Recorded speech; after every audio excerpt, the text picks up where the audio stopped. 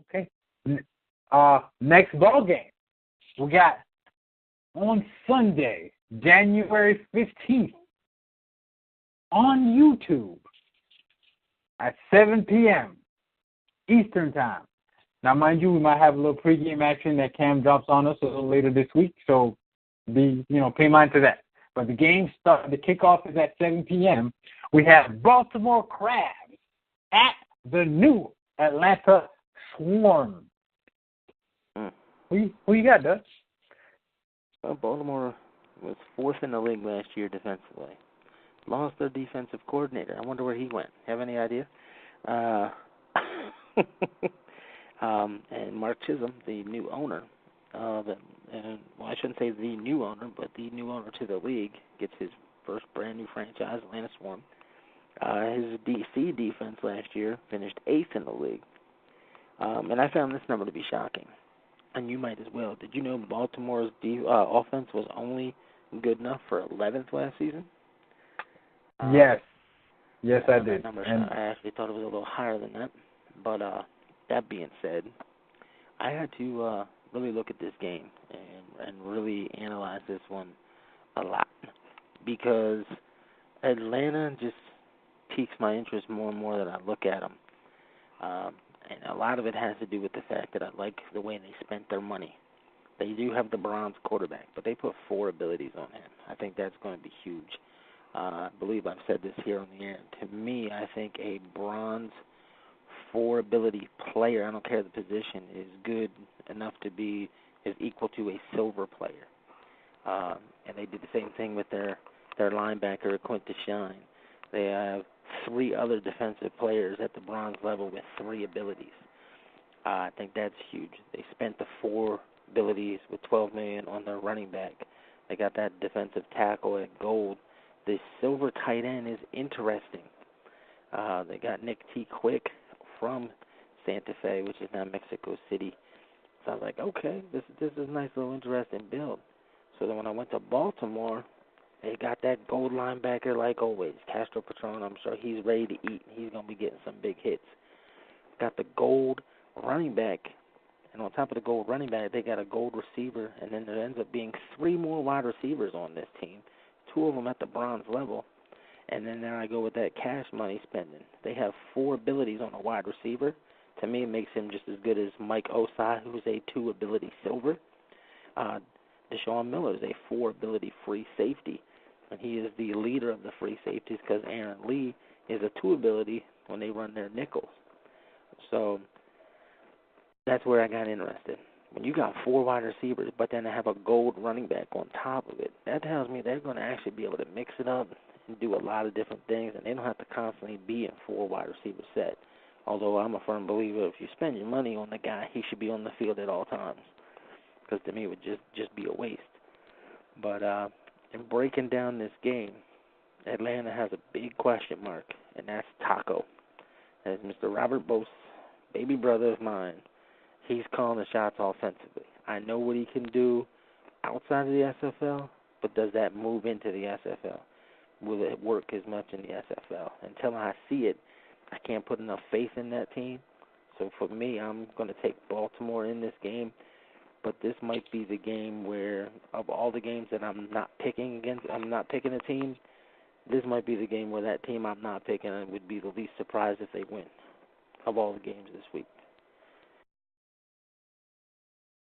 Okay. You brought up the fact that Baltimore's offense last year was middle of the pack to below average. And that is one reason why I believe TJ went with the 4 wide receivers, because if you remember last year, he had 3 receivers and a tight end. But the tight end, it was a running joke in the team chat that this would be the week that the tight end would have a catch, not catches, not a factor, a catch. I think since you say that, I can throw that number out because I was actually looking at that and I should have mentioned it. The tight end last season, he had how many catches? He a handful, maybe 10, maybe. And who was the tight end? Mr. Daly Holder, right? That is correct. Daly Holder in 12 games had 15 catches. Yep. And like I said, 64 yards. Yeah, that was the running joke inside the team chat. Like, so when's he gonna have a catch? Oh, not this game. Better luck next game.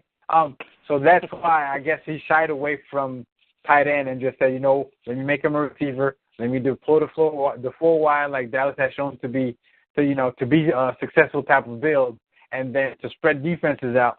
And as you're spread out, you have less people that can actually tackle, and then you got to deal with Sonzo Robinson. That is not something that is an enviable task for anyone. So I too like Baltimore this game. But the caveat I take is that Mark Chisholm knows his way around defense. Mm-hmm. Don't believe me? As the Hyenas, is it the Hyenas? Was the Hyenas last season? I believe the Hyenas ran to them late in the season last year, where they kind of came out of nowhere because DC were kind of struggling last year, winning games, which was awful because, that was kind of like their swan song. I know it was in Week 10, DC was able to win 23-17 over Dallas, which was a 4 wide receiver set team. That's the game. That's the wrong Texas team. I'm sorry. That's the game where, he flexed his, Mark Chisholm flexed his muscle as defensive coordinator and kind of gave us a small glimpse as to how to slow down that 4 wide receiver attack. And remember, that's the game where I believe Mike Davis started getting loose, and that's where Steven started giving Mike Davis the ball more often, because that's when he went on a tear. He averaged 200 yards for the last 4 games of the season. It was something ridiculous. So, if Mark Chisholm can slow down a 4 wide, if any team can slow down 4 wide receiver offense, it's the Swarm, because of Mark Chisholm being their owner and defensive coordinator. And I'll throw this out to you, since you said slow it down. Dallas had 272 yards of total offense in that game, and Rocco Marconi, with his 4 wide receivers, completed 14 of 33 passes, 1 touchdown, 3 interceptions, and he only threw for 76 yards. See, that's what I'm talking about right there. So, can they repeat that same type of result against the Baltimore squad? But I know Baltimore, because I was there. I've been there for a minute. They're not the type to forget about their running back. So they will remain balanced regardless. So if they have to go heavy to remain balanced, they'll go heavy to make sure that their running back has a chance to hit the line of scrimmage with some kind of steam and do some damage at second and third level. So they're not the type of organization that forgets about what's their bread and butter.